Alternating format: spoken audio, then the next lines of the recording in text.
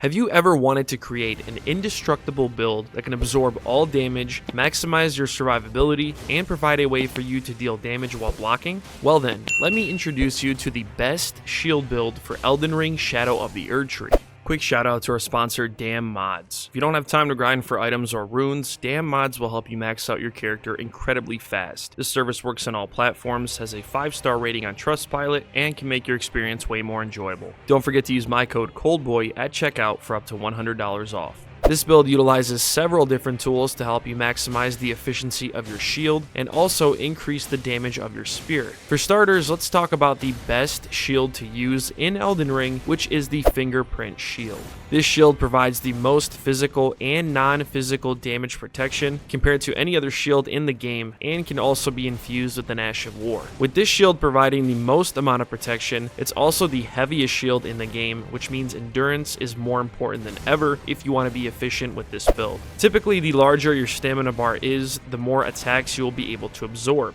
Endurance also controls your equipment load, allowing you to carry more weight before reaching a heavy equipment load. Thanks to the two-headed turtle talisman, which greatly boosts stamina recovery speed, you'll be able to regenerate your stamina bar incredibly fast, allowing you to continue blocking almost immediately after getting your stamina bar depleted. This shield also has the highest guard boost value in the game, which can be further maximized with the right talisman and spell. The Pearl Shield Talisman is a new talisman from the DLC, which reduces the damage you take from non-physical damage by 20%.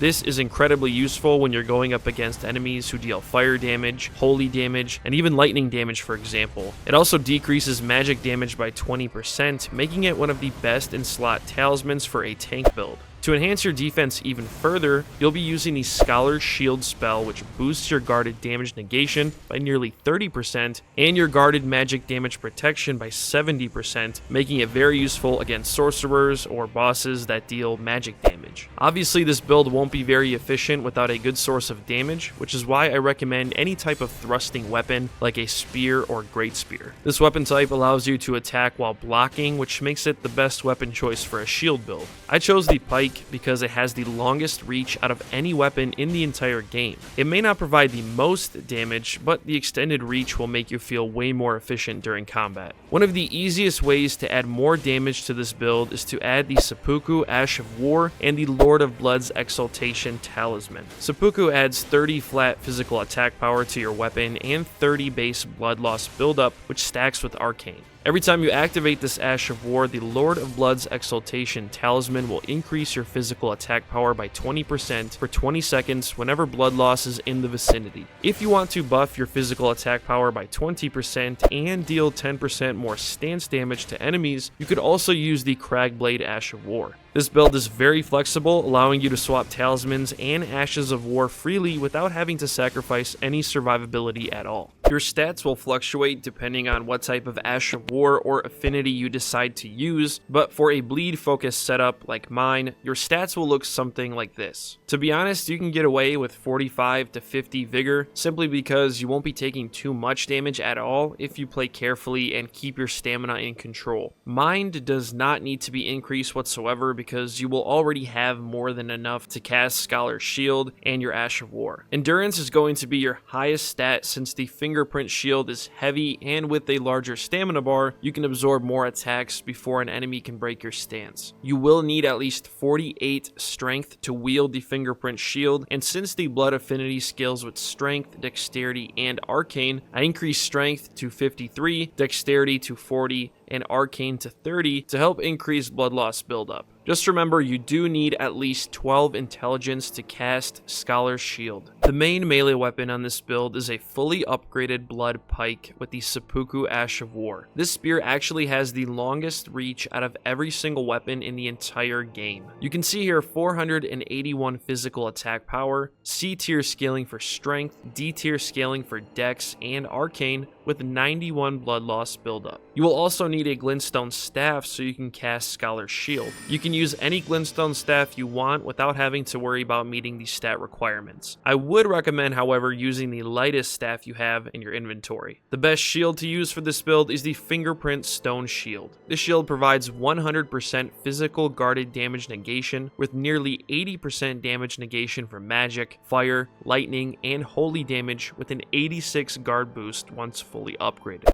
For the armor, you can pretty much use anything you like before reaching a heavy equipment load. I'm using the Altered Banished Knight's helmet, the Altered Banished Knight chest piece, the Scaled Gauntlets, and Scaled Greaves. The talismans for this build can be swapped out depending on your playstyle. The first one I'm using is the Pearl Shield Talisman. This talisman reduces the damage you take from non-physical damage by 20%. This is incredibly useful when you're going up against enemies who deal fire damage, holy damage, and pretty much any other elemental attack you can think of. Next, the Two-Headed Turtle Talisman, which greatly boosts stamina recovery speed. This talisman is crucial for this build if you don't want to risk taking damage after getting your stance broken. With this talisman, your stamina bar will recover incredibly fast, making you more efficient during combat. Since you'll be making enemies bleed, the Lord of Blood's Exaltation is a must-have for this setup. This talisman increases your attack power by 20% for 20 seconds whenever blood loss is in the vicinity. The fourth talisman will change depending on the enemies you're fighting. You can include talismans that increase your resistance to specific elements during boss fights, for example, or maybe even use the Godskin Swaddling Cloth, which restores HP with each successive hit. For the Wondrous Physick mix, I'm using the Green Burst Crystal Tier, which further enhances stamina recovery speed on the build, and the Strength Knot Crystal Tier, which boosts strength by 10 level points, giving you even more physical attack power. This is easily the best shield build to use for Elden Ring Shadow of the Erdtree. It's perfect for these over-aggressive enemies and bosses in the DLC, and will pretty much carry you through the entire playthrough. I've already dropped several builds for the DLC, so if you haven't seen them, I highly recommend checking them out. I'll put a link in the description below, but just to give you some examples, I made an incredible dexterity bleed build using one of the best new weapons in the DLC, the backhand blades. I also made an extremely powerful Fire Knight build using one of the best new boss weapons, which is the Spear of the Impaler. If you enjoyed this video, a thumbs up would be very much appreciated. We are so close to 100k subs. If you want to see more Elden Ring videos just like this one, don't forget to subscribe to the channel and turn on those bell notifications so you are notified every time I drop a new video.